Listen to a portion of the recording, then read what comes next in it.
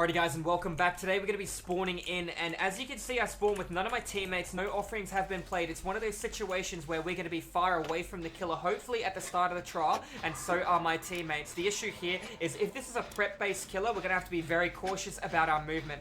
Now right away I'm absorbing information through the jungle gyms around me, and we're going to be able to respond and react in the direction of where the killer is coming from by going the opposite way to the jungle gyms that I deem necessary.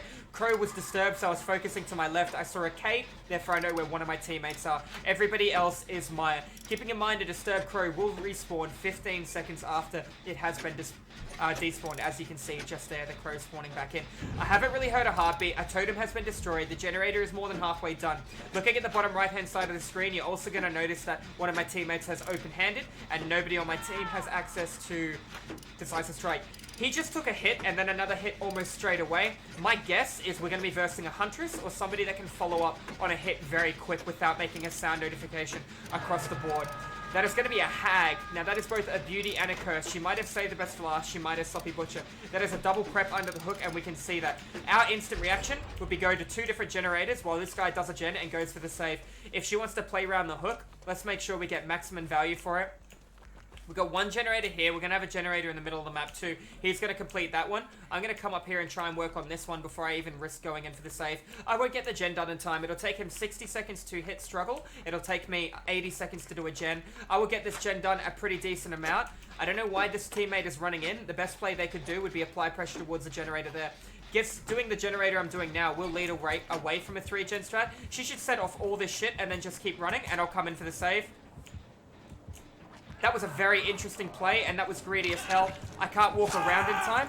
If they just took the first hit, we could have maybe made a proper play around that. Looking for a hit. Sloppy Butcher. I saw a lot of blood come out of my teammate.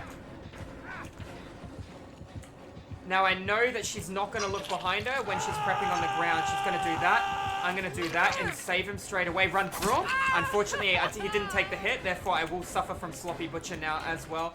Let's see what she decides to do. If she decides to chase me, I'm going to take her through the board because I know I've got multiple teammates up here. She put prep on the ground straight away. I don't know how fast she is with her teleports, but we're about to find out. So she has silent traps, if you guys just noticed. And she's respecting pallets as well, which is also good. She has only 110% movement speed. She's got an add-on called the Rusty Shackles, which is a purple add-on to give her those silent traps. Bad play by me. Could have made the window. I didn't expect her to respect it because of how powerful the pallet was. Unfortunately, I could have given her the bad pallet, but I greeted it. I didn't understand where the window was from the angle. I never actually had a proper look at the jungle gym. She would have put a trap in between that. I'm pretty sure that's what took her so long. The good news is she's not fast with her teleports. The bad news is I've given her such a valuable pallet. We've got another generator done. I'm going to have to work on this until my dead hard's back and then trigger that trap.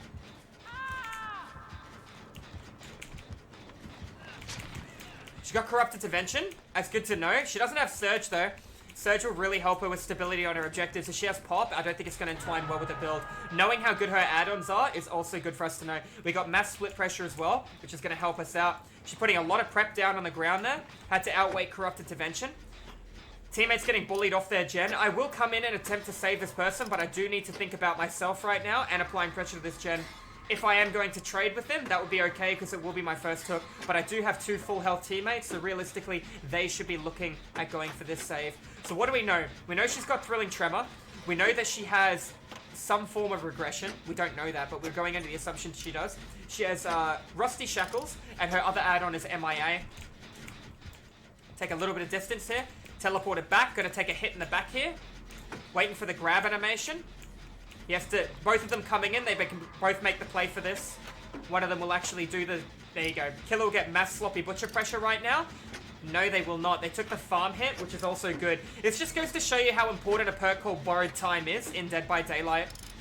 Borrowed Time really does assist your team when they are in desperate need. I highly recommend it to a lot of players. I'm currently running it as a perk on the far left-hand side. It is a build teachable, unlocked at level 35. And Bill being a non-DLC character, you can get it near the beginning of the game when you're first starting out with DVD.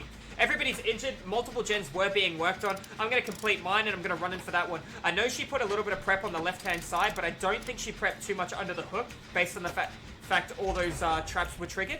Therefore, if I'm going to loop her, I'm going to have to loop her around this tile here. I'm going to go for that gen instead. I know my teammate was originally on it, and they are back on it as well. This is a different teammate. This is the person who was originally on the hook. I want to heal them, even if they have adrenaline, for one reason in particular, and that is they're on death hook.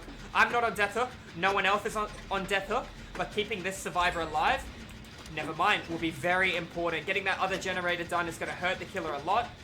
I need to heal him, knowing she has Sloppy Butcher, Adrenaline healing myself, and one other teammate. I forgot to mention my group is in a 4-man pre-made. We are, however, not on comms. We do not know what the killer is holding up their sleeve. They have not revealed all their perks to us, so Noed could be one of the choices. That player is on full health. The other person is injured and MIA. I should be going through the board, trying to find my teammate, and some way I can assist and help them. Movement there. We got a Hag running, and we got an Ace running towards the shack. Hopefully the shack isn't prepped or they're in trouble. I can go into the shack and I can start healing them.